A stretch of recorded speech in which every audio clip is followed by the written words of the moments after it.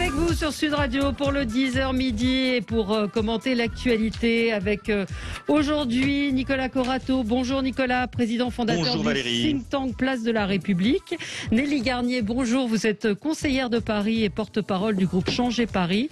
Dominique de Montvalon, journaliste politique, bonjour. Bonjour. Et Patrick Vignal, député LREM de l'Hérault, bonjour à vous. Faut-il fermer les écoles pour 4 semaines? C'est ce que demandent les médecins scolaires. On va revenir sur la déclaration de François Bayrou. Est-ce qu'on est dans la classe moyenne et est-ce qu'on gagne 4 000 € par mois? Il souhaite augmenter les impôts des plus riches. Et puis, je voulais vous faire réagir également sur les aides sociales pour les familles de délinquants qui ont été supprimées par le maire Carl Olive à Poissy. Et puis bien d'autres sujets, évidemment, grâce à vos coups de cœur et coups de gueule. Ce qui a retenu votre attention dans l'actualité, Dominique, effectivement, on sort de France avec vous. Oui, j'ai hésité, mais finalement, je propose un coup de gueule contre le porte-parole du gouvernement algérien. Ouais. Je précise que, sauf erreur de ma part, pour ne parler que de lui, le président algérien est aujourd'hui hospitalisé à l'étranger. Hein. Bon. Ouais. Mais le porte-parole en titre du gouvernement algérien est intervenu pour, en substance, je n'ai pas les mots exacts, mais c'est ça, demander à la France de présenter des excuses et de la repentance par rapport aux crimes qui ont été commis et qu'elle aurait commis comme pendant la période coloniale. Alors, deux choses. Je ne suis pas dupe, on a déjà vu ça plusieurs fois. Nous sommes otages des manœuvres internes du gouvernement algérien, des manœuvres électorales et politiques du gouvernement algérien. Il y a les uns poussent dans un sens, dans un autre, etc. Tout ça est assez médiocre et en même temps très connu. Mais d'un autre côté, c'est un sujet notamment qui est à l'ordre du jour. Là, comment dirais-je, au fond, confronter la vision de notre histoire commune des deux côtés de la Méditerranée, entre la France et l'Algérie. Et ce genre de déclaration, c'est rajouter sur des braises chaudes de l'huile bouillante. Donc ça mérite modestement de ma part, mais fermement, un grand coup de gueule. J'ai envie que des gens responsables en Algérie s'expriment sur ce sujet et non pas des irresponsables. C'est effectivement, on sort effectivement d'un sujet qui est assez rarement traité en plus en France. Nicolas Corato, c'est un coup de gueule pour vous ce matin? Oui, je voulais parler du feuilleton Veolia-Suez qui agite les milieux économiques et financiers et politiques depuis quelques mois et qui, je trouve, ne trouvent pas leur place dans le débat public, dans le débat médiatique, parce que il s'agit... Oui, c'est une affaire très compliquée, comme tout ce qui est un peu financier, boursier, économique, mais c'est une affaire très simple quand on la ramène à notre niveau de citoyen, puisqu'il s'agit ni plus ni moins que de l'activité de l'eau et des déchets dans la génération qui viendra. Moi, je suis un peu étonné en ce moment que le monde d'après ou le monde d'avant continuent leur même marche et qu'alors qu'on a des vrais débats sur les moyens de production, sur l'autonomie, sur la souveraineté économique de notre pays, de notre continent, on continue avec le projet Hercule pour EDF ou avec cette OPA sur Veolia et Suez à traiter de biens communs, parce que l'eau c'est un bien commun, d'une manière purement financière. Alors, j'ai vu Bruno Le Maire qui s'agitait, mais en vain, c'est-à-dire que il faut rappeler qu'à l'origine de cette OPA, il y a quand même le fait que Engie, dont l'État détient plus de 26% des actions du capital, Engie a cédé sa participation à Suez, à Veolia, malgré l'opposition de l'État, malgré l'opposition des administrateurs qui nous représentent au conseil d'administration d'Engie. C'est un camouflet pour le pouvoir politique, c'est un camouflet contre lequel il ne peut rien juridiquement ou légalement, sauf que l'exécutif a aussi une impulsion législative à donner, et qu'il ne la donne pas. Et moi, je pense que le sujet se pose aujourd'hui de savoir si demain, on donnera des leviers d'action plus clairs au pouvoir politique pour s'opposer ou pour en tout cas guider le genre d'OPA ou d'action hostile que nous rencontrons aujourd'hui. Qu'est-ce qui va se passer en fait dans ce projet? C'est que si le projet va à terme et si effectivement Veolia rachète Suez, il est dans les projets que l'activité eau de Suez en France soit léguée pour des questions de concurrence européenne à un fonds d'investissement. L'eau en France, ça marche en termes de délégation de services publics, c'est-à-dire que c'est votre argent, l'argent de l'État, l'argent des contribuables, l'argent des usagers qui financent ce système d'assainissement des eaux. Moi, je trouve absolument incroyable qu'alors que la thématique écologique est au centre du débat, qu'on sait que la question de l'eau potable sera une question dans les 20 ans qui viennent en France, pour les générations futures, pour nos enfants, pour nos petits-enfants, on n'est pas un débat public plus large et une action politique plus forte sur ce sujet. J'ajoute que le président de la République a prévu un référendum sur l'environnement en septembre. Moi, j'aurais aimé, ou j'aimerais, que dans ce référendum, il y ait des propositions pour que l'État contrôle beaucoup plus l'activité des acteurs économiques qui touchent les biens communs. Oui, Dominique, vous vouliez... Non, je voulais juste vous poser une question. Vaste sujet, et sujet effectivement capital, mais vous, personnellement, d'une phrase, si j'ose dire, c'est un peu prétentieux de ma part, qu'est-ce que vous suggérez face à cet affrontement capitalistique haut de gamme et un peu fratricide que vous venez de décrire? Vous l'avez décrit, mais qu'est-ce que vous suggérez? Non, mais il y a plusieurs sujets. Moi, ce que je suggère d'abord, c'est que ce gouvernement, par exemple, qui a voté la loi Pacte, aurait pu envisager des moyens de blocage beaucoup plus évidents aux mains de Bercy pour empêcher ou pour intervenir de manière plus régulatrice dans ces rapprochements ou dans... Voilà, aujourd'hui, on fait le constat que la logique de financiarisation à tout crin de l'économie qui a été portée par les gouvernements successifs depuis une quinzaine d'années, nous revient en boomerang et empêche l'État d'intervenir. Moi, je pense qu'il faut se reposer la question du rôle de l'État, du rôle de régulateur de l'État dans ce sujet-là, et que je pense que c'est un sujet que le président de la République pourrait porter dans son référendum en septembre. Oui, vous êtes d'accord, Écoutez, moi j'ai reçu, cher monsieur, les syndicats de Suez. Effectivement, on doit laisser une libre concurrence. Et aujourd'hui, effectivement, cette fusion en fera un monopole. Et vous avez raison, l'eau est le bien commun pour nos générations futures. Ouais. Nelly Garnier, un mot sur cette EPA, effectivement, et sur les limites du gouvernement.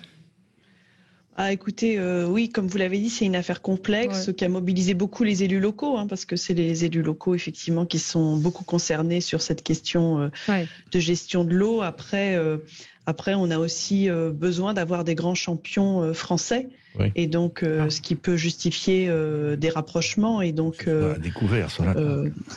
Voilà, absolument. C'est un peu ce qui s'est posé. Alors, Patrick Vignal, vous, c'est un coup de cœur? Oui, écoutez, moi j'ai un coup de cœur de solidarité.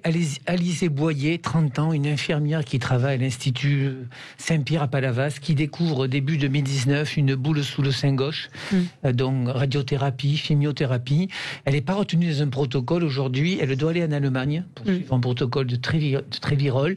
Ça coûte 100 000 euros. 100 000 euros. Elle ouvre une cagnotte avec le club Viva Finesse à Lunel, un club de forme qui est fermé aujourd'hui en difficulté. Et aujourd'hui, une cagnotte pour elle, donc j'ai vraiment une pensée pour elle. Vous savez, en ce moment difficile, la France est un peu compliquée, les gens sont peut-être moins solidaires, mais là, je voudrais féliciter les gens qui l'encouragent, cette cagnotte, et je veux dire à Alizée qu'elle a envie de soigner, continue à vivre, à se marier, et on l'aime très fort. Et pourquoi elle est obligée d'aller en Allemagne? Parce que ce traitement n'existe pas en France? Elle était retenue sur un protocole, il se trouve qu'il n'y a pas assez de médicaments, et qu'elle était exclue du protocole. C'est quand même compliqué, quand même, le système. Donc elle doit payer elle-même 100 000 euros pour être soignée. Elle-même 100 000 euros pour pouvoir vivre. Allez, on se retrouve dans un tout petit instant où il y aura votre coup de gueule, Nelly. Je voulais en faire un sujet d'ailleurs à propos au sujet de, c'est pas non plus, voilà, je me suis emmêlé les pinceaux. C'est en réaction à Didier Lemaire, ce prof de philo. On va y revenir, et la réaction du maire de Trappes qui vous a interpellé, et je dois dire moi aussi. À tout de suite. On est ensemble sur Sud Radio avec Nicolas Corato, président du think tank Place de la République, Nelly Garnier, conseillère de Paris, porte-parole du groupe Changer Paris, Dominique de Montvalon, journaliste politique, et Patrick Vignal, député LREM de l'Hérault. Je vais vous donner la parole dans un instant, Nelly Garnier, parce que je voulais qu'on traite ce sujet, donc vous allez l'introduire. Moi, j'avais deux coups de gueule. Le premier, c'est Younis Abbas, donc cet homme qui a écrit « J'ai séquestré Kim Kardashian », qui fait la tournée des plateaux télé. Certes, c'est un pied nickelé, c'est ce qu'il raconte. Non, il raconte ça. Pardon ? C'est indécent, on est d'accord. Donc, je suis d'accord avec vous. Oui. Et donc, dans le livre, effectivement, le titre est extrêmement racoleur, puisqu'il n'a pas séquestré, il ne l'a même pas vu, puisque lui était dans le hall. Mais ce type fait la tournée des plateaux télé. Il faut penser, il y a une avocate qui a tweeté, justement, à destination des gens qui l'invitent, « Mon client ne vous intéressera pas ». C'était le gardien de nuit qui était là ce jour-là, un jeune étudiant étranger qui est traumatisé. Et voilà, on traite ça sur le mode du sensationnalisme. Et moi, j'ai été extrêmement vraiment choquée par ce livre. Les éditions, on peut les citer, j'ai un trou de mémoire, de l'Archipel, qui publie ce livre. Je trouve ça assez scandaleux. Mieux inspiré. Comment voulez-vous qu'on éduque notre jeune génération avec des têtes de gondole pareilles, franchement? On marche sur la tête en France. Vous en pensez quoi, Nelly? Moi, je suis assez d'accord. C'est vrai que déjà, on a une explosion des cambriolages. C'est quand même quelque chose qui est assez courant. Il faut quand même le rappeler que pendant le confinement, il y a aussi beaucoup de pharmacies, par exemple, qui ont été cambriolées. Et que c'est une agression, le cambriolage, et c'est une agression qui est particulièrement traumatisante parce que souvent on pénètre dans votre intimité. Et les gens, souvent c'est une agression qui a des séquelles sur le long terme. Et puis souvent les gens se font voler des objets qui ont une forte valeur sentimentale. Et donc je trouve que on surfe un peu sur la vague du Lupin, mais que en réalité j'aurais pu comprendre que ce cambrioleur il témoigne pour dire ses regrets ou autre chose, mais là, qu'on en fasse un exploit, je trouve que c'est très choquant, effectivement. Oui, il dit, je lui demande de me pardonner, c'est ce qu'il a dit hier chez Cyril Hanouna, mais au-delà du cambriolage, elle a quand même été séquestrée, elle a été bâillonnée, attachée, c'est pas un petit cambriolage non plus. Je voulais vous entendre, Nicolas, aussi, sur le sujet. C'est la société du spectacle, c'est-à-dire qu'on donne la parole à des gens qui n'ont malheureusement rien à dire ou rien à dire de profond, uniquement pour faire marcher la machine médiatique. C'est extrêmement regrettable et je rejoins Monsieur le député. Moi, je trouve que encore une fois, mais vous savez que c'est mon grand credo. Moi, je suis très interventionniste, pardon, mais voilà, que nos enfants biberonnent Cyril Hanouna pendant les confinements et les couvre-feux, c'est quand même un problème majeur de santé publique. Il n'y a pas que lui, il y a pas que lui qui l'a inventé, Laurent Ruquier, il y a un moment où il faut le dire aussi, c'est-à-dire que ces gens ont aussi la responsabilité d'animer le débat public et honnêtement, animer le débat public avec des intervenants comme ça, c'est en dessous de tout et c'est en dessous de la responsabilité qu'on se doit quand on est un animateur télé à une heure de grande écoute. Voilà. Moi, je suis très inquiet de la suite.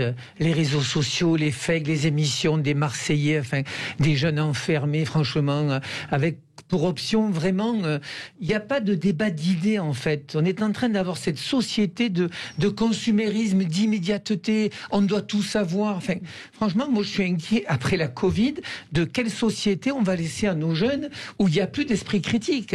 L'esprit critique est sur les réseaux sociaux et on fait plus confiance aux réseaux sociaux qu'au vrai débat d'idées. Et moi je suis inquiet pour l'avenir. Oui. Mon deuxième coup de gueule, ça va sûrement vous faire réagir, c'est une médecin qui m'a raconté ça hier. Elle est allée à l'Hôtel-Dieu pour se faire vacciner, pour recevoir sa seconde dose. C'est une femme qui a une consultation avec des patients, donc plus de 65 ans. C'était normal qu'elle soit vaccinée. Elle a fait la queue pendant 1 heure devant l'Hôtel-Dieu, plus d'1 heure pour être vaccinée, parce qu'il y a beaucoup de soignants qui étaient là et qui attendaient.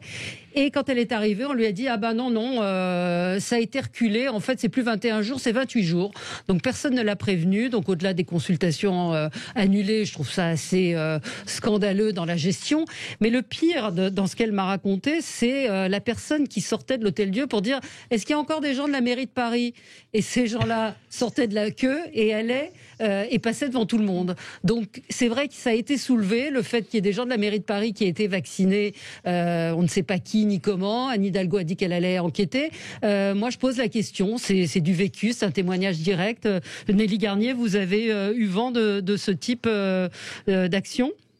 Oui, bien sûr, on avait demandé des éléments de transparence parce que, comme vous le dites, c'est extrêmement choquant parce qu'on voit, puis même on voit des personnes qui sont très fragiles, qui attendent leur première dose ou leur deuxième dose, qui ont eu des délais très très longs. C'est ce qu'on constate dans les mairies d'arrondissement. Donc, l'idée qu'il puisse y avoir eu des passe-droits pour des personnels de la ville de Paris, voilà, ça avait créé beaucoup d'émoi. Alors, ça avait été signalé par les syndicats de la PHP, effectivement, que sur ce type de témoignage que vous révélez, et la maire de Paris a tout de suite crié à la diffamation en disant que elle allait faire toute la transparence sur cela. On attend toujours la transparence. Oui, on l'attend toujours. Oui, on attend de savoir, parce qu'il y a peut-être des gens effectivement de la mairie qui ont besoin d'être vaccinés, qui sont au contact avec le public. Mais là, visiblement, en plus, ils passaient devant les gens, donc c'est quand même assez choquant. Donc, ces gens ont un nom. Ils s'appellent pas la ville de Paris. Bah si, c'était. Oui, c'est ça. Y a-t-il des gens de la ville de Paris? Voilà. Mais si vous voulez, ce qui est compliqué, c'est que quand on est dans des situations de pénurie, comme on a eu depuis le début de cette crise. On a été en pénurie sur les masques, sur les tests, sur les vaccins. Tout ce qui donne le sentiment qu'il y a des passe-droits ou du favoritisme ne fait qu'accentuer la colère des gens. Et donc, la défiance. Il faut, et la défiance. Et donc, il faut une très grande exemplarité. Et j'ai envie de dire, même au-delà du fait d'avoir une ordonnance, comme vous le dites, le fait de faire passer en priorité sur des fils, ça crée aussi de la défiance, ce type de témoignages, qui sont des témoignages vécus. Donc, les gens ont raison de le dire, et donc il faut une très grande transparence et une très grande exemplarité. Il y aurait eu, selon certaines sources, 1500 personnes de la mairie de Paris vaccinées, mais je dis au conditionnel, mais on attend effectivement la transparence et qu'on nous explique qui et pourquoi. Donc Nelly Garnier, votre coup de gueule, et je voulais qu'on revienne sur ce sujet qu'on a évoqué, concerne le maire de Trappes, Ali Rabet, qui, je le précise, a été invalidé, son élection a été invalidée. Il est en attente, pour l'instant il reste en poste, mais il doit y avoir une nouvelle élection à Trappes. Oui, alors on a eu cette polémique avec d'un côté ce professeur de philosophie qui est menacé de mort pour avoir défendu Samuel Paty, puis de l'autre ce maire de Trappes qui l'a accusé de mentir sur sa ville, notamment sur le fait que certains commerces n'étaient pas ouverts aux femmes. Bien évidemment, comme beaucoup de Français, ça m'a rappelé ce livre que j'avais lu de Raphaël Baquet et d'Ariane Chemin, La communauté, et qui était une plongée dans l'histoire de Trappes. Oui, on vous a perdu. On vous a perdu, pourtant on vous entend. Non, on vous a perdu. Donc effectivement, hier, on va essayer de vous retrouver. Hier, donc l'enseignant a fait un petit peu le tour des plateaux pour raconter son histoire, qu'il était menacé de mort. Il défend la laïcité et il a prononcé un certain nombre d'affirmations, effectivement, selon lesquelles il n'y avait pas de coiffeur mixte à Trappes, qu'il n'y avait pas que les Juifs, les Portugais, que les gens quittaient, les musulmans modérés quittait également la ville. Alors le maire, en réponse à ça, hier, a dit qu'il allait porter plainte en diffamation. Est-ce que c'était la réponse apportée? Je ne sais pas si on a retrouvé Nelly Garnier. Non, on ne l'a pas retrouvé. Dominique, oui, vous vouliez réagir aussi, évidemment, sur ce sujet? Oui, quand le professeur de philo s'est exprimé, notamment sur plusieurs antennes hier, il l'a fait avec une sincérité qui est une gravité, une densité qui donnait du poids qui donne du poids à ses propos et qui faisait quelque part, en tant que citoyen, qui me faisait froid dans le dos, comme tous ceux qui l'ont entendu. C'était grave. Et les enjeux derrière valent pour la ville de Trappes et valent au-delà pour, quelque part, d'une certaine façon inégale pour l'ensemble de la France. Raison de plus aujourd'hui, mais je ne mets pas du tout en cause son témoignage, mais raison de plus aujourd'hui pour souhaiter que très vite, c'est probablement, ça commence à être le cas aujourd'hui, des enquêtes journalistiques nombreuses et complémentaires aient lieu, parce qu'on ne peut pas, les conséquences que nous pourrions être amenés à en tirer et l'effroi qui est déjà le nôtre, après avoir entendu ce prof de philo, ne peut pas reposer uniquement sur le témoignage de ce monsieur, le témoignage que je ne mets pas en cause. Donc on attend. J'ajoute juste une dernière chose. Oui, regardez si Mme Garnier n'en est un. J'ajoute juste une chose. Il a parlé de menaces de mort. Alors restons déjà à ça, parce qu'il y a d'autres problèmes qui se posent derrière. Mais des problèmes graves. Attendez, qui a fait ces menaces de mort? A-t-il déposé plainte? Des enquêtes ont lieu. On a vu que dans d'autres cas, je pense notamment par exemple à la jeune Mila.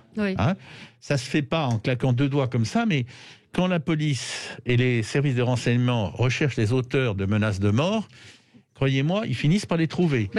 Et c'est une infraction extrêmement grave.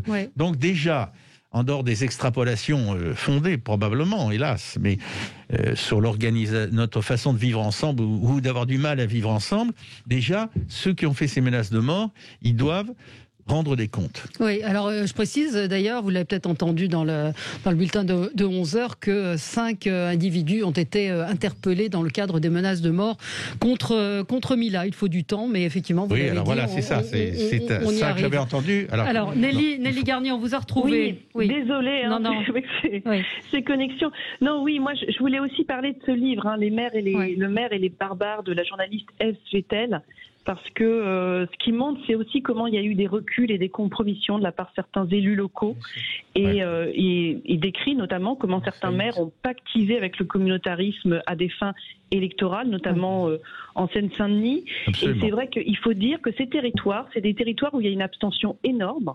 Et donc, on est élu avec peu de voix, et que certains élus ont eu des pratiques clientélistes. Ils ont aussi négocié des fausses paix civiles avec des dealers dans certains de ces territoires, tout cela au détriment des habitants et en créant des systèmes électoraux qui prospéraient aussi sur ce séparatisme. Et finalement, cette histoire, elle n'est pas nouvelle, parce qu'on l'a dit, j'ai cité le livre d'Ariane Chemin, Raphaël Baquet, j'ai cité le livre d'Ed Fetel. Ce sont des phénomènes qu'on connaît. Et maintenant, la question, qu'est-ce qu'on fait? Parce qu'en fait, on a eu des politiques de la ville à chaque fois.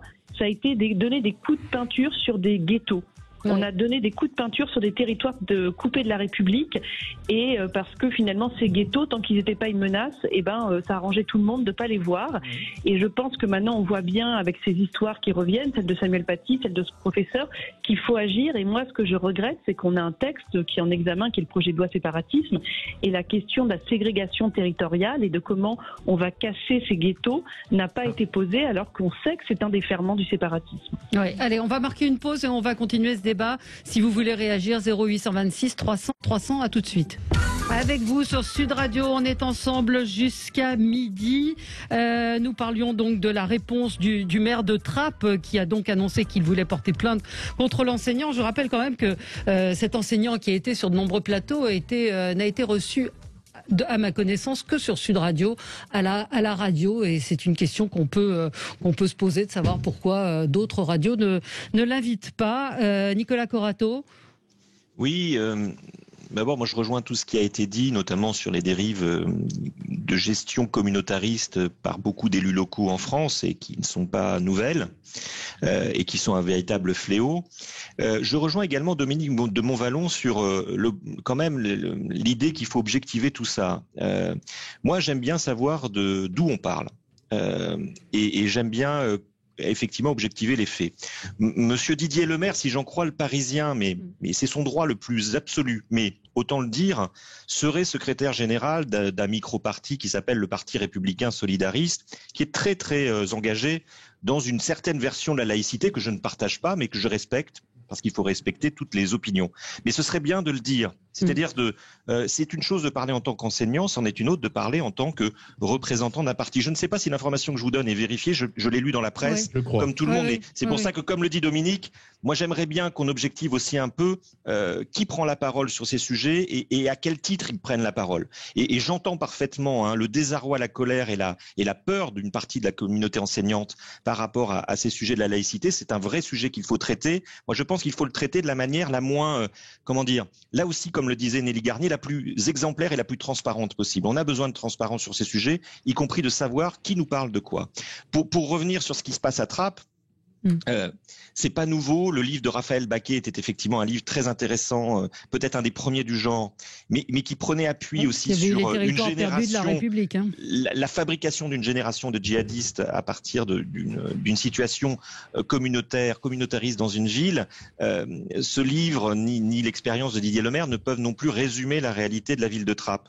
Et je pense que là aussi, on connaît assez mal et on documente assez mal ce qui se passe dans ces banlieues. Et moi, je trouve qu'effectivement, plus on étudiera et plus on regardera calmement les choses sur ces territoires qui sont majoritairement oubliés de la République, mais qui se sont peut-être aussi majoritairement enfermés dans la République ou en dehors de la République, plus on progressera dans le débat public. Moi, je pense qu'il faut un peu de calme et surtout de la transparence. Donc moi, là-dessus, je n'incrimine personne, mais j'aimerais aussi que quand on présente les intervenants, on dise tout de leurs engagements pour que effectivement on sache qui nous parle et d'où ils nous parlent. Oui, enfin, il n'a pas caché. Pardon, Nelly Garnier, allez-y. Non, mais moi, vous savez, il y a eu un peu la même chose, sauf que les gens se sont plus censurés sur Samuel Paty parce que quand même les circonstances étaient autres. Mais Samuel Paty aussi, les gens ont dit oui, mais quand même, comment il avait pu préparer les choses? Est-ce qu'il avait bien expliqué ce que c'était que les caricatures? Je pense que ça pose...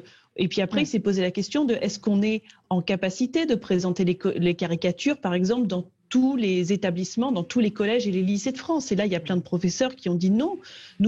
Parce que les professeurs, ils sont aussi démunis vous envoyez les professeurs dans ces territoires en leur disant « allez expliquer ce qu'est la laïcité, allez défendre la République », et puis ils sont seuls, sans armes, à risquer leur vie et leur peau dans ces conditions. Donc vous avez aussi une réflexion à mener qui est que comment on s'adresse avec des enfants qui peuvent grandir dans des idéologies. Parce que quand vous êtes professeur, normalement, vous êtes là pour transmettre un savoir. Et là, on leur demande finalement de pallier à tout ce que la République n'a pas su faire pendant des années et qui a notamment été de ghettoiser certains territoires. Et c'est pas aux professeurs de porter tout ce poids sur les épaules parce que sinon, qu'est-ce qu'ils vont se faire ? Ils vont partir de ces territoires. Et au bout d'un moment, on n'aura plus d'enseignants qui veulent y aller. Et d'ailleurs, c'est ce qui s'est posé. Oui, ce professeur a dit, Oui, allez-y, pardon. Oui, il a dit, je veux continuer à enseigner à Trappes, mais la question c'est, est-ce qu'on aura encore des professeurs qui n'ont pas peur et qui ont envie de continuer à porter les valeurs de la République tout seuls dans des territoires où ils ne sont même pas soutenus par leurs élus ? Parce que la réponse du rectorat a été hier de lui proposer une mutation qu'il a refusée. Mais une mutation, ça veut dire aussi mettre la poussière sous le tapis. C'est-à-dire, ça pose problème là, on va mettre un autre prof qui sera peut-être un petit peu plus docile, entre guillemets, encore que ce soit pas le bon mot. Patrick, vous savez, moi, je découvre pas les banlieues. Ça fait longtemps qu'il y a de la lâcheté politique, et je pèse mes mots. Des élus de tous bords ont profité de ces quartiers qui ont été oubliés, des territoires complètement abandonnés. Vous savez, cette idée de ghetto de riches et de ghetto de pauvres. Le vrai débat, en fait, c'est comment on fait la mixité sociale, comment on fait la cohésion. Et c'est vrai que la politique de la ville, à mon sens, n'a pas tout donné comme résultat. Et je vais vous prendre un exemple. Souvent, dans ces territoires, on y construit l'école, la salle de gym, le club de foot, le lycée. Ça veut dire qu'en fait, on enferme les gens. Et la réflexion qu'on devrait avoir, c'est ouvrir ces territoires. Ce que font un petit peu aux États-Unis du buzzing. Parce que moi, je vois l'exemple, par exemple, sur les villes de Massirco, il y a des territoires à Montpellier qui sont très compliqués à récupérer. Et en plus, on envoie des enseignants ou des jeunes policiers qui sortent de l'école, qui ne sont pas formés. Rappelez-vous, il y a quelques années, l'instituteur qui était élu SAR vivait sur le territoire, le policier aussi. Donc, on a eu de la lâcheté politique pour des raisons électoralistes. Et aujourd'hui, ce n'est pas, vous le disiez, madame, ce n'est pas quand on fait un grand projet en rue, on tombe des bâtiments, on fait des nouveaux bâtiments, mais on n'a pas changé l'état d'esprit de la République. Et donc, je pense que ça va être long. Il y a une réponse ferme policière, mais en fait, il y a un triptyque éducation qui comprend l'enseignement, la culture, prévention et aussi répression. Et donc c'est vrai qu'aujourd'hui, je me rends compte que ces territoires sont gangrénés par une petite somme d'individus qui veulent abattre la République. Et donc on a un vrai débat politique de fond où la classe politique devrait être apaisée sur ce débat-là. C'est-à-dire à la fois ouvrir les territoires. Et puis un dernier point, en 2005, quand il y a eu le feu dans les banlieues, à Montpellier, ceux qui m'ont aidé à arrêter le feu, c'était les femmes. On ne fait pas assez confiance dans les quartiers aux femmes, parce que les femmes sont plus courageuses que les hommes, elles ont envie de protéger leur fratrie, et je pense qu'on a un vrai débat sur de l'éducation et de la culture. Un dernier point, j'ai jamais vu, moi, l'ENA ou Subdeco dans un quartier populaire. Mettons de la richesse, du théâtre, faisons en sorte que dans ces quartiers populaires, on est sur... Mais il faut, Valérie, il faut les reconquérir, ces territoires, sinon ils seront oubliés. Et puis quand même, on parle de logements sociaux, mais désolé, mais les élus des territoires, ils ne veulent pas accueillir les logements sociaux, sinon ils perdent les élections. Donc vous voyez qu'il y a un courage aussi à rénover auprès de l'élite politique. Oui, vaste projet, mais c'est vrai que voilà, et c'est vrai qu'on attend de savoir si ce qu'il a dit est vrai, en tout cas en ce qui concerne la ville de Trappes. Il y a sûrement du vrai. Qu'est-ce qu'en pensent les autres autour de lui ? Non mais attendez, il y a sûrement, quand vous dites que il y a des commerces qui ne sont pas accessibles aux femmes, ou qu'il y a des ghettos où prospère une idéologie du fondamentalisme islamiste, je vais vous dire, vous n'avez pas de doute sur le fait que c'est vrai, et je vais vous dire, des territoires perdus de la République, vous en avez aussi dans le cœur de Paris. Moi, je peux vous citer des rues dans certains arrondissements périphériques de Paris où les femmes doivent changer de trottoir. Enfin, je veux dire, c'est une réalité. Je pense que c'est de l'aveuglement. Alors bon, c'est très bien de dire, je pense que ça ne peut pas être totalement apaisé tant que vous avez une partie de la classe politique qui est aveuglée, parce que d'un autre côté, vous êtes obligé de lancer des cris d'alerte pour dire ouvrez les yeux. Et quant à la question du logement social et de ces ghettos, c'est pas qu'une question d'ouverture, c'est pas qu'une question de les connecter, c'est qu'il faut casser les ghettos, il faut refaire de la politique de mixité sociale, et ça veut dire aussi peut-être revoir le DALO, revoir tout ce qui a été notre politique de logement social, qui a été d'accumuler toutes les pauvretés, tous les problèmes au même endroit. Oui. Alors on a une auditrice qui souhaitait réagir, je n'ai pas noté son nom, Catherine. Catherine, bonjour. Oui, bonjour Valérie, bonjour tout le monde. Voilà, alors c'était pour apporter un témoignage. Bon, déjà, il n'y a pas qu'à Paris. Il y en a partout en France et ça date de bien longtemps, puisque maintenant j'ai 52 ans. J'ai vécu dans une cité, j'ai vu l'évolution. Et effectivement, tout a été, au fur et à mesure, déjà rien que le voile, quand on parlait du voile, tout le monde se les collait, parce qu'avant personne ne portait le voile. Et au fur et à mesure, dans mon quartier, à force de bousiller les vitrines des personnes qui étaient en centre commercial, toutes les nuits, et à force, les gens n'en pouvaient plus, donc ils ont tous lâché leurs vitrines, ils ont tous été rachetés. Et devinez par qui. Donc on n'avait plus le droit, on pouvait plus acheter du pain normal, c'était du pain, tout a été racheté halal, c'était plus du tout notre quartier d'enfance. Maintenant, j'avoue que personne n'a jamais rien fait, jamais rien. Nous, on est de cité, on est des personnes pauvres, tout le monde est agglutiné avec des Maghrébins, tout ça. Ça marche pas tout le temps. Il y a des gens qui ont des bonnes expériences. Moi, j'ai eu une très mauvaise expérience, beaucoup de violence, des coups de couteau. Mon père était concierge, mais personne n'a jamais rien fait. On a laissé tout faire. Donc maintenant, se plaindre maintenant alors qu'il fallait le faire bien avant, moi ça ne m'étonne pas. Quand j'entends ce monsieur, le professeur dire ça, mais je le trouve tout à fait légitime. Courageux. Parce que maintenant ça fait peur. Ma mère a encore peur des représailles quand on lui pique quelque chose dans son jardin. Vous êtes dans quelle région, sud, nord? Alors, ma mère est d'Angers. Ouais, d'accord. Voilà, moi je suis dans le Var. J'avoue que j'ai pris mes jambes à mon cou et je me suis barrée vite fait de chez ma mère parce qu'on n'en pouvait plus. Voilà. Non, mais ce que vous décrivez... Est-ce que vous décrivez... Et maintenant, il y a des ventes d'armes, parce que tout ça, ça s'amplifie. Les gens ne veulent pas partager avec les autres. Il y en a beaucoup qui ne veulent pas. C'est pas une question de généralité, je ne veux pas généraliser. Il y a des gens très bien. Mais il y a des gens qui ne veulent pas. Ils restent dans leur communauté parce qu'ils sont bien entre eux. Mais par contre, ils l'imposent. Non, mais merci de votre témoignage, Catherine, qui confirme effectivement une certaine réalité. On se retrouve dans un tout petit instant avec vous sur Sud Radio. On va parler des écoles, de la contamination. Est-ce qu'il faut les fermer pendant 4 semaines, comme le réclament un certain nombre de médecins? On en parle avec vous. À tout de suite. Avec vous sur Sud Radio, on est ensemble jusqu'à midi. Une précision, évidemment, ce professeur a été invité sur d'autres radios par la suite, mais c'est vrai qu'hier matin, nous étions les premiers à la voir.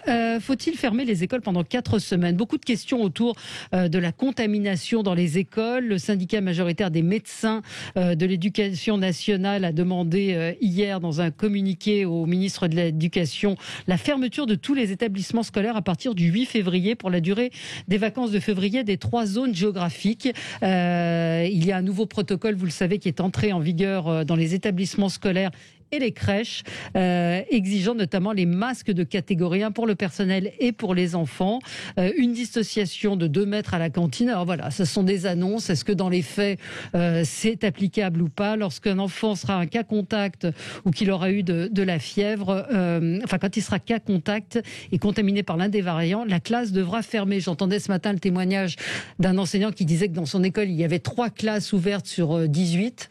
C'est vrai qu'on a un petit peu de mal à comprendre comment ce protocole est tenable et comment on en est là encore aujourd'hui. Peut-être Nelly Garnier, vous avez, vous, des informations sur la manière dont les choses se mettent en place dans les établissements?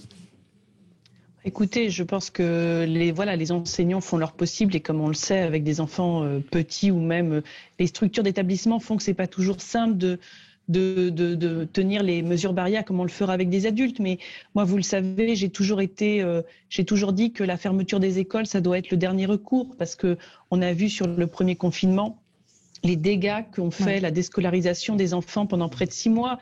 Et on sait que on voit bien que, à la faveur de cette crise, toutes les inégalités nous apparaissent de manière plus flagrante, toutes les fractures se creusent. Et je crois que vraiment l'école, c'est un des lieux où l'inégalité, où le confinement a fait vraiment exploser les inégalités, avec des enfants qu'on a perdu dans la nature. En Seine-Saint-Denis, on l'a dit, il y avait 3 000, 4 000 enfants à la fin du confinement que les professeurs, que les écoles n'avaient pas récupérés. Et donc, je crois qu'il y a une préoccupation majeure de l'ensemble de la société française et une forme de consensus sur le fait que la fermeture des écoles doit être le dernier recours. Et je crois que voilà, on en est là aujourd'hui. Après, moi, je suis comme tous les Français. On est là, on n'est pas médecin. On est en train de regarder les chiffres de Covid tracker. On entend des choses dans un sens ou dans l'autre. Voilà. Je crois que maintenant qu'on a compris que on allait vivre avec cette épidémie peut-être pendant des mois, voire plusieurs années, il faut qu'on rentre dans un monde où on arrive à préserver ce qui est essentiel, c'est-à-dire un minimum d'activité économique, c'est-à-dire la scolarité de nos enfants, c'est-à-dire que nos étudiants ne soient pas une génération sacrifiée et qu'on maintienne la vie en limitant la propagation de la maladie. Et c'est comme ça qu'on doit envisager le nouveau protocole dans les écoles. Oui. Enfin, moi, je suis quand même ravi que le pouvoir politique reprenne la main, parce que j'entends tous les jours un médecin, un diagnostic différent. J'ai écouté donc cette dame syndicaliste, médecin scolaire, qui expliquait qu'il faut vite fermer les écoles. Mais on se rend compte, et vous l'avez dit, madame, les gens qui veulent travailler, qui ont les gamins en grande difficulté, enfin quand même l'école, c'est la formation de nos enfants de demain. Donc on ne peut pas arriver sur un plateau et dire je veux qu'on ferme les écoles. On a un vrai débat en fait. D'abord, je pense que cette crise, il faut l'aborder avec beaucoup d'humilité et de transparence. Personne n'a les bonnes solutions. On essaie de trouver les moins mauvaises solutions. Et donc, moi, je pense qu'effectivement, l'école est le dernier lieu à fermer. Et je pense qu'effectivement, il faudra plus que vivre avec ce virus. Il va falloir s'adapter. Sinon, on va devenir fou. Après la crise sanitaire, il y a une crise psychologique. Sur Montpellier, il y a une étudiante qui s'est suicidée. Donc, il va falloir qu'on jongle, si vous voulez, avec l'économie, la crise sanitaire et la crise psychologique. C'est cela l'intérêt aussi d'avoir des réflexions. Donc, les gens qui vous expliquent qu'il faut fermer des lieux, je pense qu'ils se trompent. J'ai pensé au maire de Perpignan, vous avez vu, qui dit « j'ouvre mon musée ». Mais à ce moment-là, donnons au maire. Moi, le maire de ma ville, j'aimerais qu'il ouvre ma salle de sport. Il faut qu'on soit responsable. Et c'est vrai que je le dis d'ailleurs à ma majorité, qu'on ait un peu de recul, de la transparence. Quand on s'est trompé, qu'on le dise, parce qu'on n'a pas tout fait de bien, et qu'on essaie de faire participer les Français, parce que c'est compliqué ce qu'on vit. Et je vais vous dire, je suis plus encore anxieux de l'après-Covid. Comment on va gérer l'après-Covid? Comment on va gérer les 10 millions de pauvres qui ont moins de 1 000 euros? Comment on va gérer l'artisan boulanger qui dépose le bilan? Tous les jours, j'ai des mails de gens qui me disent « j'ai mis ma maison en caution, je ne pourrai pas redémarrer mon entreprise ». C'est pour ça que la politique, ça demande beaucoup d'humilité et surtout pas d'arrogance. Oui, mais une fois qu'on a dit ça, on est aussi dans une espèce d'incertitude, Nicolas Corato. Oui, je suis assez d'accord avec ce qu'a dit Denis Garnier. Le plus difficile dans ces temps de crise, c'est de trouver des consensus. Quand on en a, il faut s'appuyer dessus et ne pas les lâcher. C'est-à-dire qu'il y a un consensus aujourd'hui dans le pays pour dire qu'il faut que les écoles restent ouvertes, et ce consensus n'est pas un consensus scientifique, c'est un consensus citoyen. Pour plein de raisons, notamment peut-être la première, c'est que, et j'espère que monsieur le député, vous arriverez à en convaincre votre ministre, mais pour la suite, pour l'après-Covid, l'école à distance, la Startup Nation appliquée à l'école, ça ne fonctionne pas. Ça ne fonctionne pas en temps d'épidémie, ça ne fonctionne pas et ça ne fonctionnera pas en temps normal. Il y a des mirages dont nous sommes revenus avec cette crise, et pour éduquer des enfants, il faut du social, il faut une présence sociale, il faut que les enfants soient en groupe, et il faut qu'ils aient un contact direct avec leurs enseignants. Et je crois que ça, c'est quelque chose qu'on aura tous retenu. Donc, tant que l'épidémie n'est pas maîtrisée, puisque personne ne la maîtrise, mais tant qu'on peut continuer à ouvrir les écoles, il faut les ouvrir. On gagne des mois, voire des années de rattrapage de l'éducation de nos enfants dans ce pays, et notamment des enfants des classes les plus touchées, les plus pauvres, les plus affectés par la crise, parce que il ne faut pas oublier que derrière les élèves, il y a des parents, et qu'il ne faudrait pas qu'à un moment les écoles soient fermées dans les quartiers les plus populaires où les parents sont eux-mêmes à la maison parce qu'ils n'ont plus de travail. Bref, qu'on ait une sorte d'avalanche sociale qui se cristallise autour de l'école et de la situation des parents et des enfants. Ouais. Donc, moi, c'est vraiment un point très important. Appuyons-nous sur les consensus quand on en a. Et je pense que les médecins devraient retourner, non pas à leurs affaires, mais devraient cesser d'inonder les plateaux et travailler entre eux et avoir leurs débats et leurs polémiques scientifiques entre eux comme ils l'ont toujours fait. Et puis ensuite, quand ils ont un consensus, comme nous avons un consensus citoyen, nous en faire part. Oui, Dominique. Je pense qu'il faut écouter, bien entendu, d'ailleurs personne n'a dit le contraire, les médecins, mais que voulez-vous ? Moi, quand l'autre jour, il y a quelques jours, le président de la République a pris le contre-pied du consensus apparent de tous les grands professeurs pour dire il faut confiner, relayé par quelques médias, il faut confiner. J'ai été soulagé parce que j'ai estimé qu'en responsabilité, j'ai pensé plutôt qu'en responsabilité, il considérait que les conditions étaient réunies pour qu'on ne se reconfine pas, et ça me soulageait.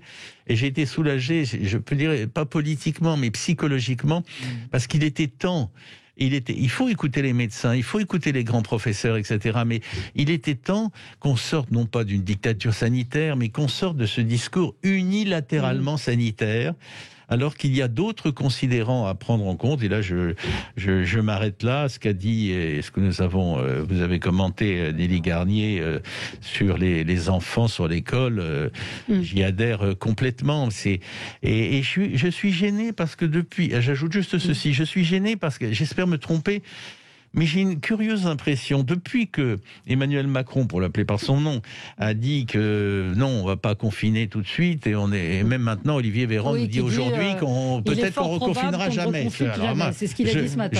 Je le souhaite vivement, et j'espère que les variants de toutes origines nous aideront à cette. Ça ne veut pas dire qu'on en aura fini avec l'épidémie, mais à cette situation qui nous soulage. Oui, ça fait du bien qu'ils prennent des risques, et que les politiques sachent prendre des risques.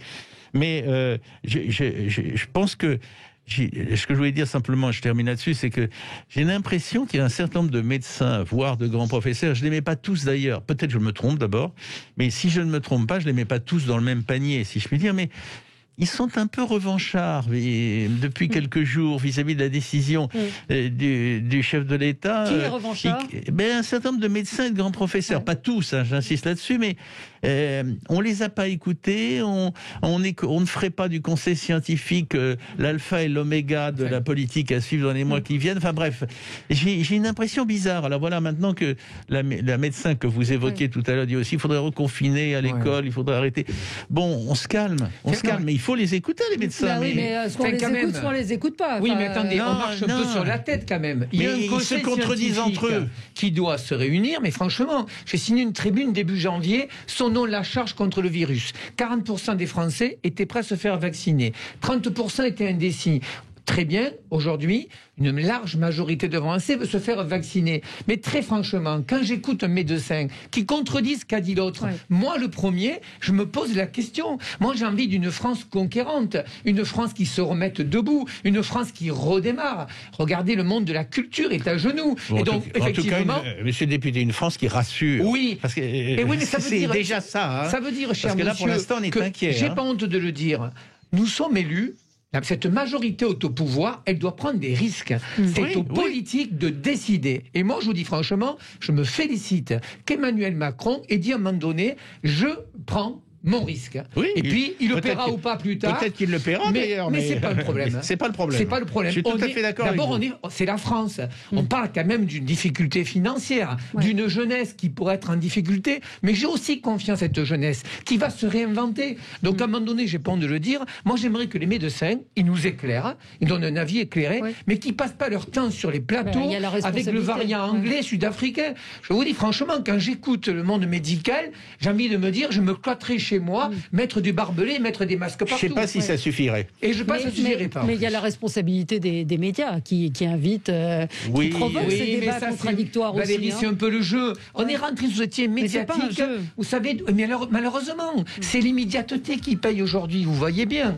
On en a parlé tout à l'heure. Donc moi, je voudrais qu'on soit beaucoup d'humilité, être apaisé, consulter encore plus les Français et partager, excusez-moi du mot, nos emmerdes. Oui. Vous avez vu, je ne parlerai jamais de l'opposition, parce que quand même, ceux qui font le boulot, c'est les élus sur le terrain, c'est les maires. Et après, ceux qui veulent instrumentaliser à des fins politiques, ça reviendra en boomerang, parce qu'on est très mal en France en ce moment. On a besoin d'esprit de conquête, on a besoin de rassemblement. Et on aura le temps de discuter des élections. C'est pour ça que je me suis engagé en politique. Les comptes seront réglés le jour venu. Voilà, on réglera les comptes venus. Tous âges confondus et toute sensibilité confondue, il y a quand même une grosse déprime dans les têtes. Et c'est ça qu'il faut, à mon avis, d'abord prendre en compte. C'est dur, c'est dur. Et pour tous âges confondus, les jeunes, les étudiants et les personnes âgées. C'est pour ça qu'il faut beaucoup preuve d'humilité. Stop.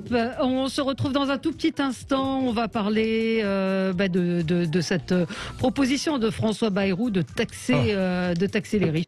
À tout de suite. Avec vous sur Sud Radio jusqu'à midi. On revient sur cette petite phrase de François Bayrou qui était interrogé chez nos confrères du grand jury RTL, LCI à propos de cette idée de taxer les plus riches pour rembourser la dette, pour compenser l'effort financier. Et il a répondu que oui, on pouvait imaginer de le faire. On lui a posé la question de savoir à partir de quel niveau on était riche. Et il a répondu 4 000 € par mois. Pour moi, c'est les classes moyennes. Je ne dis pas que c'est les riches. Et là, évidemment, ça a été un tollé. 4 000 €, effectivement, c'est peut-être pas la même chose selon qu'on habite à Paris ou dans une grande ville ou en province. François Bayrou qui revient sur le devant de la scène. Peut-être Nicolas Corato avec vous sur cette phrase de François Bayrou. 4 000 €, c'est la classe moyenne ? D'abord, peut-être, pardonnez-moi une incise, mais j'étais très heureux d'entendre François Bayrou. J'aimerais entendre François Bayrou commissaire au plan. Parce qu'on parle beaucoup du monde d'après, on parle beaucoup de planification. Moi, je l'entends parler beaucoup de proportionnel et de hausse des impôts, mais j'espère qu'il n'y a pas que ça dans le plan que prépare M. Bayrou et dont nous aimerions, en tant que citoyens, avoir connaissance, parce que les années qui viennent seront déterminées, j'imagine, par son travail. Et je suis étonné d'entendre François Bayrou sur tous les sujets, sauf ceux qui sont de sa compétence de commissaire au plan. Sur le fond, 2 chiffres. Le salaire médian en France, c'est 1 789 €. C'est facile à retenir. Voilà. Donc ça veut dire que la moitié des Français gagne moins de 1 789 € net par mois. Le salaire moyen est lui à 2 200 €. Donc vous voyez qu'on est très très loin des 4 000. Après, c'est compliqué de définir une classe moyenne, c'est compliqué de définir des indices de richesse. Il y a énormément de travaux sur le sujet. Ça dépend effectivement de votre cadre de vie, ça dépend aussi des aides sociales dont vous pouvez bénéficier, du logement, de la manière dont vous vous logez, etc., ou des aides familiales dont vous bénéficiez. Il n'en est pas moins qu'on a toujours un problème en France pour se définir en tant que classe. Ce sujet est un peu tabou. On se souvient que François Hollande avait calé lui aussi à 4 000 € le début de la richesse, avec également le même genre de polémique derrière. Donc, moi, le sujet, c'est pas à partir de quel moment on taxe ou à partir de quel moment on définit une classe moyenne. C'est quelle est la politique fiscale solidaire qu'on met en place dans ce pays. Qu'est-ce qu'on fait pour les classes populaires? Qu'est-ce qu'on fait pour les 50% de Français qui vivent avec moins de 1 789 € par mois? Ça rejoint d'ailleurs l'intervention de votre auditrice Catherine tout à l'heure. C'est-à-dire quelles sont les politiques publiques qui sont dédiées à ce public-là? Monsieur le député parlait des 9 ou 10 millions de pauvres, puisqu'on en attend 1 million de plus qui vont vivre avec, je rappelle que le seuil de pauvreté c'est 900 €. Donc quand on parle de 1 789 € net, on parle de gens qui gagnent 2 fois le seuil de pauvreté. C'est pas des gens qui roulent sur l'or, et qui sont pourtant fiscalisés. Donc il y a un vrai sujet à remettre à plat sur les politiques vis-à-vis de ce que moi j'appelle les classes populaires. Il faut appeler les choses par leur nom. Je rappelle que malheureusement ce quinquennat a plutôt une politique fiscale très très favorable aux classes très très élevées, la flat tax, la suppression, enfin la transformation de l'ISF en IFI. On attend maintenant, peut-être pour le monde d'après, des signes par rapport à ces personnes qui gagnent, à ces 50% de Français qui sont en dessous du salaire médian. Oui, Nelly Garnier. Oui, moi je suis un peu fatiguée de aussi ces polémiques et que dès qu'un responsable politique parle d'argent, par principe, on crie à la déconnexion et on en fait une polémique. C'est vrai que la classe moyenne, personne ne sait la définir. Et puis quand on interroge les Français eux-mêmes, vous regardez, ils sont une très grande majorité à se placer dans la classe moyenne, alors même que leurs salaires ne correspondent pas forcément au revenu médian. Et c'est vrai que moi, je suis élue de terrain et vous savez, on dit toujours que les responsables politiques, ils sont déconnectés, mais la réalité, c'est qu'on est quand même confronté à la réalité de plein de Français et on voit des personnes dans une très grande détresse sociale. Mais moi, je suis élue parisienne et par exemple, je vois à Paris des couples qui, avec 4 000 € par mois, élèvent leurs enfants dans 50 mètres carrés et n'ont pas accès aux aides, n'ont pas accès au logement social et finissent par quitter Paris. Et puis, à force de pas se préoccuper de cette classe moyenne qui est peut-être une classe moyenne supérieure, on se retrouve avec des villes comme Paris où vous avez soit les très aidés qui sont dans du logement social, des niveaux d'allo, soit des très riches, et vous n'avez plus cette mixité avec une classe intermédiaire. Et c'est pour ça que nous, par exemple, sur le logement social, on avait aussi défendu qu'il y ait du logement social pour la classe moyenne, mais aussi pour la classe moyenne supérieure, parce qu'on a besoin d'avoir un équilibre social dans nos territoires. Et puis, cette classe moyenne supérieure, je peux aussi en parler parce que les plus riches, on le voit encore aujourd'hui avec l'histoire de l'open luxe, c'est-à-dire ces très riches qui peuvent faire de l'optimisation fiscale, par exemple au Luxembourg. Les plus riches, souvent, ils arrivent, ils ont les moyens d'échapper à la fiscalité française. Les très pauvres, souvent, ils sont sur d'autres problématiques. On voit bien qu'on va avoir une grande détresse sociale qui arrive. Et donc, finalement, sur les épaules de qui vont reposer tout ce quoi qu'il en coûte qu'on aura eu pendant des mois, ça va être sur la classe moyenne et la classe moyenne supérieure. Et à un moment, quand vous avez une très forte détresse sociale, plus une très forte fiscalité qui n'est plus supportable pour une classe moyenne et même une classe moyenne supérieure, vous avez un risque d'explosion sociale. Et c'est quand même ce qui nous attend au sortir de cette crise. Oui, tout à fait. Oui, Dominique. François Bayrou vient de démontrer, passons vite, qu'il arrive aux meilleurs esprits de se planter gravement. Il a essayé ensuite d'expliquer qu'il parlait d'un couple. Enfin, je passe. Bon, il aurait mieux fait de se taire. Ouais. Il n'en reste pas moins que même s'il est difficile de définir le concept qui peut paraître vague, trop élastique et qui recouvre des situations très différentes comme les classes moyennes à Paris, telles que vient de le décrire fort justement Nelly Garnier, et les classes moyennes dans telle ou telle ville de province, le concept des classes moyennes, aussi vague, aussi large, aussi imprécis soit-il, est un concept politique absolument clé. Parce que c'est de la façon dont ce groupe immense et qui recouvre des situations extrêmement différentes va réagir politiquement à la situation que nous vivons, situation de crise sanitaire, situation de crise économique, situation de crise psychique. C'est de la façon dont il va réagir que va dépendre le résultat de la prochaine élection présidentielle. Ça, c'est déjà un premier point, mais au-delà, la façon dont on pourra, dont les gouvernants, quels qu'ils soient, pourront dans l'avenir conduire le pays à l'heure d'une mondialisation chaotique qui passe par une grande restructuration entre les grandes nations. Je passe. Donc, classe moyenne, concept flou, classe moyenne, concept capital. Juste à ajouter ça, pendant toute la Ve République, les classes moyennes ont été en ascension. Elles ont joué un rôle absolument clé. Tout le monde s'y reconnaissait et ça se traduisait par une chose concrète. Mon fils ou ma fille aura demain une meilleure situation que moi. Donc, c'était ça la réalité. Aujourd'hui, cette réalité n'existe plus. Ça se traduirait, si je simplifie un peu caricaturalement, j'espère qu'il s'en sortira. J'espère qu'il ne va pas dégringoler dans l'échelle sociale de 2 ou 3. Il y a des chances. Oui, c'est fort probable. C'est pour ça que c'est capital. Classe moyenne, c'est fois difficile d'en parler et c'est capital d'en parler. Pour répondre à l'intervenant, en 2017, Emmanuel Macron a gagné avec cette idée de faire baisser le chômage, relancer l'économie, la confiance aux entreprises. On a eu des résultats, pas dus qu'à cette majorité. Déjà, avec François Hollande, quand même, on commence à avoir des résultats sur le chômage. Si vous voulez, on était dans cette idée de start-up entreprise et de résultats. Arrive la crise des Gilets jaunes, qu'on n'a pas forcément bien abordée, la réforme des retraites et la Covid. Et je pense que demain, c'est plus un projet humaniste qu'un projet économique. Parce qu'aujourd'hui, qu'est-ce qui se passe? Les gens sont perdus.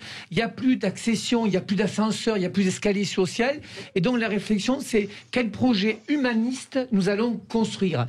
Et puis, vous avez raison, monsieur, sur la fiscalité. Enfin, quand même, je vais le dire, moi. Pendant cette crise, tout le monde n'est pas perdant, quand même. Ceux qui font des masques, du gel, les centres commerciaux. Écoutez, hier, j'étais, moi, dans une grande grand commerce de matériaux, mais il y avait une queue sur le parking, pas possible. Ouais. Donc aussi, est-ce que la France est solidaire? Est-ce que les Français qui, eux, avec la crise, vont faire des bénéfices, seront capables de le reverser? Et enfin, madame, vous le disiez, Nelly le disait, les paradis fiscaux, alors, suivant la classe politique, c'est 40 milliards, 80 milliards.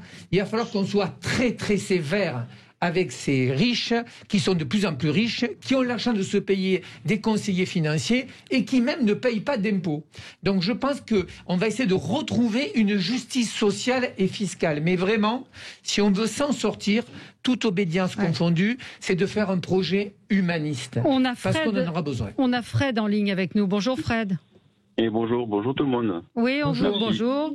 Merci de me donner la parole. Là, merci de me laisser la parole pour intervenir sur Bayrou avec sa fusée qui tire en pleine pandémie. Là, on a l'impression qu'il veut attirer des regards sur lui, alors qu'il il sert strictement rien au niveau politique, si ce n'est en fait pour être mis en place et être enlevé un peu après pour faire les mesures que les dirigeants attendent. C'est tout.